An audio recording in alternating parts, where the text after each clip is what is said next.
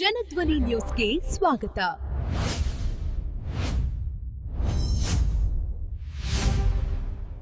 Hello,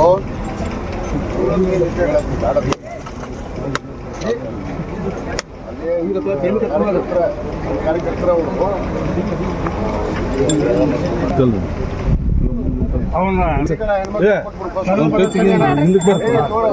ಕೈ ಮಾಡಿದ ಬಾಯ್ ಗುಡ್ಡಿ ಬಾಯ್ ಅಂದಿಲ್ಲ.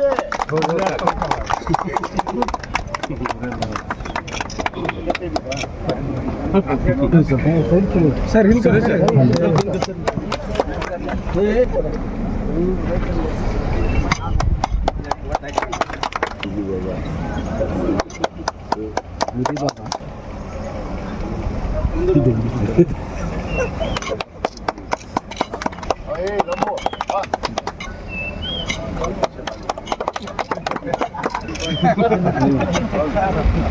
ಸರ್ ಸರ್ಕಲ್ ಸರ್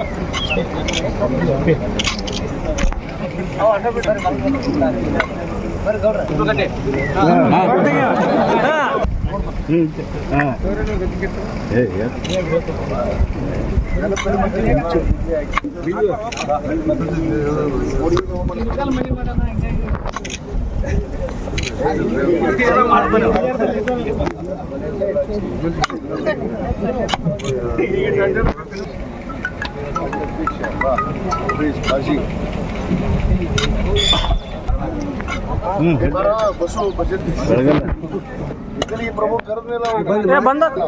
ಕಾಂಟ್ರಾಕ್ಟ್ ಅವರಪ್ಪ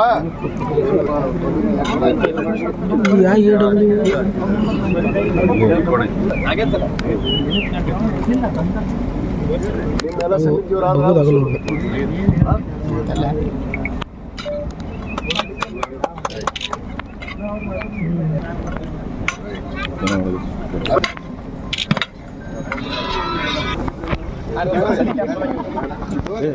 ಸರ್ ಸರ್ ಸರ್ ಸರ್ ಈ ಕಡೆ ಸರ್ ಇಲ್ಲ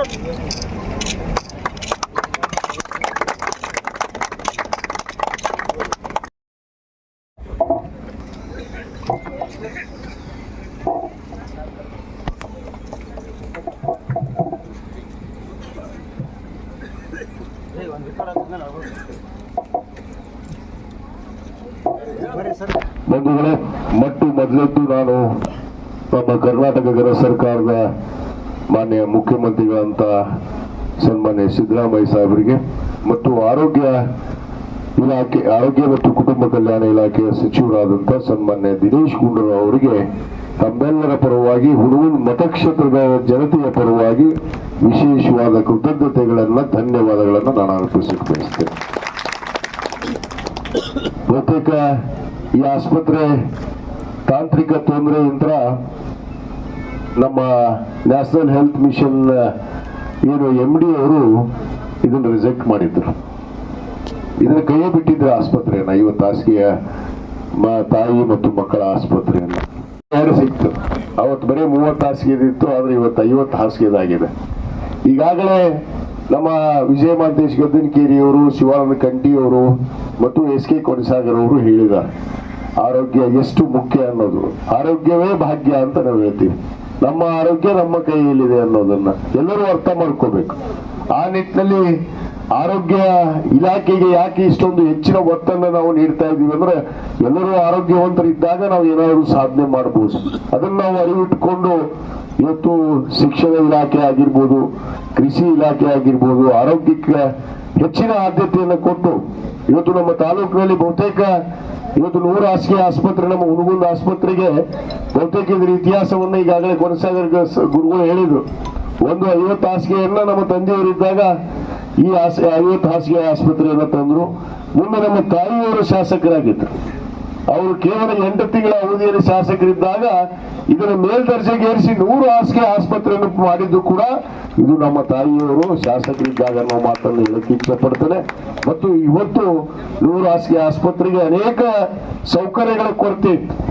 ಬ್ಲಡ್ ಬ್ಯಾಂಕ್ ಇರಲಿಲ್ಲ, ಡಯಾಲಿಸಿಸ್ ಇರಲಿಲ್ಲ, ಇವತ್ತು ICU ಇರಲಿಲ್ಲ, ಇವತ್ತು ಎಲ್ಲ ಸೌಕರ್ಯಗಳನ್ನ ICU ಆಗಿರ್ಬೋದು, ಬ್ಲಡ್ ಬ್ಯಾಂಕ್ ಆಗಿರ್ಬೋದು, ಮತ್ತು ನಮ್ಮ ಈಗ ಲ್ಯಾಬ್, ಈ ಕಳೆದ ವರ್ಷ ಲ್ಯಾಬ್ ಕೂಡ ಒಂದು ಹೊಸದಾಗಿ ಲ್ಯಾಬೊರೇಟರಿ ಕೂಡ ನಾವು ಇವತ್ತು ಪ್ರಾರಂಭ ಮಾಡ್ತಾ ಇದೀವಿ. ಯಾವುದೇ ಕೊರತೆ ಇರಲಾರ್ದಂಗೆ ಇರಬೇಕು ಬ್ಲಡ್ ಬ್ಯಾಂಕ್ ಕೇಂದ್ರ ಕೂಡ. ಇನ್ನು ವಿಚಿತ್ರ ಅಂದ್ರ ಕಳೆದ 2018ರಿಂದ 23ರ ಅವಧಿಯಲ್ಲಿ ಏನು 2016ರಲ್ಲಿ ಇಲ್ಲಿ ಬ್ಲಡ್ ಬ್ಯಾಂಕ್ ಅನ್ನ ಮಂಜೂರಾತಿ ಮಾಡಿಸಿ ಬ್ಲಡ್ ಬ್ಯಾಂಕ್ ಪ್ರಾರಂಭ ಮಾಡಿದ್ದೆ, ನಾನೇ ಉದ್ಘಾಟನೆ ಮಾಡಿ.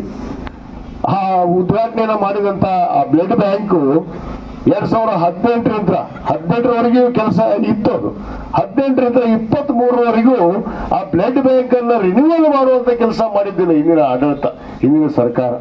ಅದನ್ನ ನಾನು 23ಕ್ಕೆ ಬಂದ ಮೇಲೆ ನಮ್ಮ ವೈದ್ಯರಾದಂತಹ ಮಂಜುನಾಥ್ ಅಂಕೋರಿ ಅವರು ಮತ್ತು ಅನೇಕ ನಮ್ಮ ಅಂಗಡಿಯವರು, SH ಅಂಗಡಿಯವರು ಈ ಬ್ಲಡ್ ಬ್ಯಾಂಕ್ ರಿನ್ಯೂವಲ್ ಆಗಿಲ್ಲ ಅಂದ ತಕ್ಷಣ ನಾನು ಆರೋಗ್ಯ ಇಲಾಖೆ ಅಧಿಕಾರಿಗಳಿಗೆ ಮಾತಾಡಿ, ನಾನು ನಮ್ಮ ಜಿಲ್ಲಾ ಆರೋಗ್ಯ ಅಧಿಕಾರಿಗಳಿಗೆ ಮಾತಾಡಿ ಆ ಬ್ಲಡ್ ಬ್ಯಾಂಕ್ ಅನ್ನ ರಿನ್ಯೂವಲ್ ಮಾಡಿಸಿ ಮತ್ತೆ ಪ್ರಾರಂಭ ಮಾಡುವಂತ ಕೆಲಸ ಮಾಡಿದೆ ಅನ್ನೋ ಮಾತನ್ನ ನಾನು ಇವತ್ತು ಈ ವೇದಿಕೆ ಮುಖಾಂತರ ಹೇಳಬೇಕಾಗತ್ತೆ.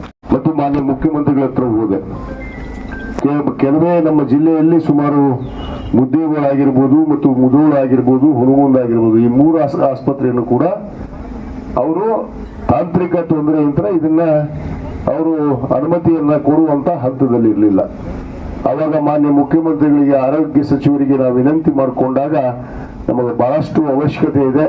ಇವತ್ತು 100 ಹಾಸಿಗೆ ಆಸ್ಪತ್ರೆ ಇದ್ರೂ ಕೂಡ ಇವತ್ತು ಈ ಒಂದು 50 ಹಾಸಿಗೆ ಆಸ್ಪತ್ರೆ ಕೂಡ ಇವತ್ತು ಬಹಳಷ್ಟು ಅವಶ್ಯಕತೆ ಇದೆ. ಯಾಕಂದ್ರೆ ಇಲ್ಲಿ ಸುತ್ತಮುತ್ತಲಿನ ತಾಲೂಕಿನ ಜನತೆ ಎಲ್ಲರೂ ಕೂಡ ಇಲ್ಲಿ ಬರುವ ಹಿನ್ನೆಲೆಯಲ್ಲಿ ಈ ಆಸ್ಪತ್ರೆ ನಮಗೆ ಬೇಕೇ ಬೇಕು ಅಂತಂದಾಗ ಮಾನ್ಯ ಮುಖ್ಯಮಂತ್ರಿಗಳು ವಿಶೇಷ ಆದೇಶವನ್ನ ಮಾಡಿ ಕ್ಯಾಬಿನೆಟ್ ಸಚಿವ ಸಂಪುಟದಲ್ಲಿ ಈ ವಿಷಯನ ಪ್ರಸ್ತಾಪ ಮಾಡಿ 3 ಆಸ್ಪತ್ರೆ, ಮುಧೋಳ ಆಗಿರ್ಬೋದು, ಮುದ್ದೇಗಳಾಗಿರ್ಬೋದು, ಹುನಗುಂದನ್ನ ಇವತ್ತು ಅನುಮೋದನೆಯನ್ನು ಕೊಡೋದ್ರ ಮುಖಾಂತರ ಇವತ್ತು ನಮಗೆ ಮತ್ತೆ ಈ ಆಸ್ಪತ್ರೆಯನ್ನು ಸಿಗುವ ಹಾಗೆ ಮಾಡಿದ್ರು ಅನ್ನೋ ಮಾತನ್ನು ಕೂಡ ನಾನು ಈ ಸಂದರ್ಭದಲ್ಲಿ ಹೇಳಬೇಕಾಗತ್ತೆ. ನಿಮಗೆ ಇನ್ನೊಂದು ವಿಚಾರ ನನಗೆ ಕಾಡ್ತಾ ಇತ್ತು. ಕಳೆದ ಅವಧಿಯಲ್ಲಿ 2017-18ರಲ್ಲಿ ಹುನಗುಂದಕ್ಕೆ ಮಂಜೂರಾದಂತ 30 ಹಾಸಿಗೆಯ ಮಕ್ಕಳ ಮತ್ತು ತಾಯಿ ಆಸ್ಪತ್ರೆ ಅದನ್ನ ನಾನು ಇಲ್ಕಲಿಗೆ ಶಿಫ್ಟ್ ಮಾಡಿಸಿದೆ. ಯಾಕಂದ್ರೆ ಬಹಳಷ್ಟು ಅವಶ್ಯಕತೆ ಇಲ್ಕಲಲ್ಲಿ ಇತ್ತು ಅಂದಿನ ಪರಿಸ್ಥಿತಿಗೆ. ಇಲ್ಲಿ ಆಗಲೇ 100 ಹಾಸಿಗೆ ಆಸ್ಪತ್ರೆ ಇತ್ತು. ಆ ಆಸ್ಪತ್ರೆಯನ್ನು ನಾನು ಇಲ್ಕಲಿಗೆ 30 ಹಾಸಿಗೆ ಅಲ್ಲಿಗೆ ತಗೊಂಡು ಹೋದೆ.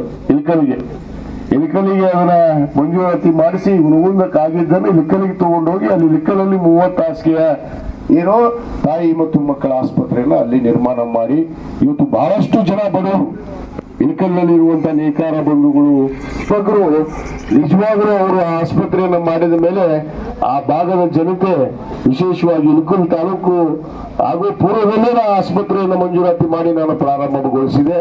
ಆ ಒಂದು ಕೊರಗರಲ್ಲಿ ಇತ್ತು. ಹುನಗುಂದಕ್ಕೆ ನಾನು ಆಸ್ಪತ್ರೆಯನ್ನ, ತಾಯಿ ಮತ್ತು ಮಕ್ಕಳ ಆಸ್ಪತ್ರೆಯನ್ನು ತೆಗೆದಲ್ಲ ಅವತ್ತು ಅನ್ನೋದೊಂದು ಕೊರಗಿತ್ತು. ಆ ಕೊರಗನ್ನ ಇವತ್ತು ಹೊಳ್ಳಿ ಇಲ್ಲಿ 50 ಹಾಸಿಗೆ ಆಸ್ಪತ್ರೆಯನ್ನು ತರೋದ್ರ ಮುಖಾಂತರ ಅದನ್ನ ವಾಪಸ್ ಈಡೇರಿಸಿದೀನಿ ಅನ್ನೋ ಮಾತನ್ನು ಕೂಡ ನಾನು ಇವತ್ತು ಹೇಳಕ್ಕೆ